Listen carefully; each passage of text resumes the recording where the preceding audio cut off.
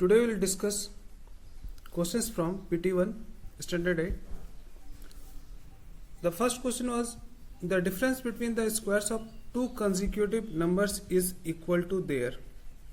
We have four options: difference, sum, product, quotient. Now, two consecutive numbers means, suppose we have 4 and 3. 3 and 4 are consecutive numbers. 4 square minus 3 square. A square minus B square is A plus B into A minus B. 4 plus 3 and 4 minus 3 is 1. Similarly, if A and B are two consecutive numbers with A greater than B, then A square minus B square is A plus B into A minus B. And since A and B are consecutive, therefore A minus B will be 1. So we'll have only A plus B. तो यहाँ हम लोग देख रहे हैं कि ये किसके इक्वल हो रहा है, दोनों के सम के इक्वल हो रहा है.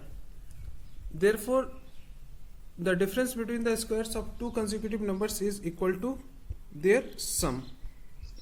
Second number, perfect squares cannot have 2, 3, blank and blank in its ones place. Clear है. 7 and 8 किसी भी परफेक्ट स्क्वायर में कभी भी वंस प्लेस में 7 और 8 नहीं आता है. अगर हम लोग बहुत सारे नंबर्स का स्क्वायर निकालते हैं 1 to 9, हम लोग क्लासेस में डिस्कस भी कर चुके हैं, तो we will never get 7 and 8 as 2, 3, 7 and 8 at the ones place, but we'll get 1, 0, 1, 1 1 ja 1, we'll get 1, 0 and 4, 5, 6 and 9 in the ones place. Cube of 0.1 is 0.001. Very clear. 0.1 into 0.1 into 0.1. 1 1 ja 1 1 ja 1. We have, there are 3 digits after decimal: 1, 2, 3. Therefore, we'll put the decimal after 3 digits. Counting from right: 1, 1, 2, 3, and this is equal to 0.001. Now, what will the digit in the thousands place of 1111 whole square? This is equal to 4.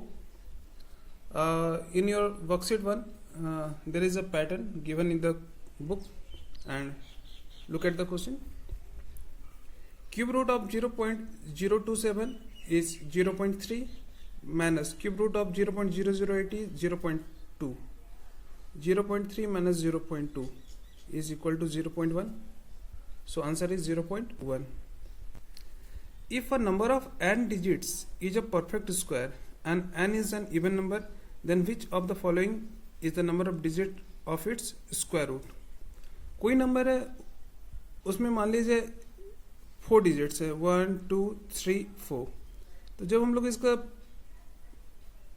Periods बनाते हैं या groups बनाते हैं, तो दो दो digit का क्या बनाते हैं, ग्रुप्स बनाते हैं. तो इसके जो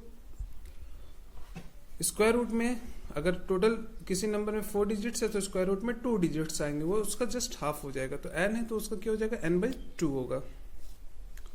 if a number of n digits is a perfect square and n is an odd number, suppose we have a number of 3 digits, तो हमारे ये फर्स्ट पीरियड में तो 2 डिजिट हो रहा है, लेकिन सेकंड पीरियड में सिंगल डिजिट है.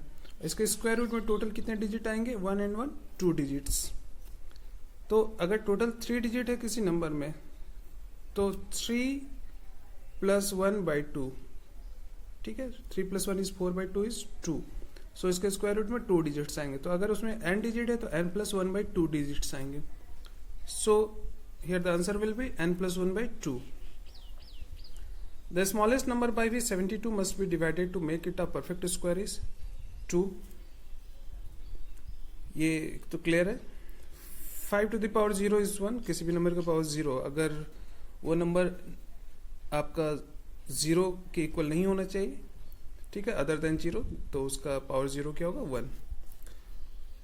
What is the value of 3 to the power 0 plus 4 to the power 0 plus 5 to the power 0? 3 to the power 0 is 1 plus 1 plus 1, 1 1 2 plus 1 3. So answer क्या होगा इसका 3. बहुत सारे स्टूडेंट यहाँ क्या मिस्टेक करते हैं, इसको ऐड कर देते हैं, 3 + 4 7 + 5 12 टू द पावर 0 कर देते हैं। नहीं करना है। Which is of the following is the number of non square numbers between square of number n and n square. ये रूल हम लोग पढ़ चुके हैं। हमारा n square and n+1 whole square, इन दोनों के बीच जो नॉन स्क्वायर नंबर होगा वो क्या होगा, 2n के इक्वल। तो यहाँ आंसर क्या होगा, 2n। और इसी पे बेस्ड है question number 12। Which of the following is the number of non square numbers between the square of numbers 5 and 6। 5 square and 6 square. Here we have 5 and n+1 की जगह क्या है, 5+1 that is 6 square. So answer is 2n। 2 5s are 10। Which of the following is the number of zeros in the square of 900? 900 into 900। जब इसको multiply करेंगे 9 9 जा जो भी आया आपका, यहाँ नंबर ऑफ जीरोस कितने हो जाएंगे, 1 2 3 4। So number of zeros is 4। Question number 14। What will be the unit digit of 52,698 square. आपको पूरे का स्क्वायर करने की जरूरत नहीं, बस लास्ट डिजिट का स्क्वायर करेंगे। 8 8 64, 64 के लास्ट में क्या आ रहा है, 4।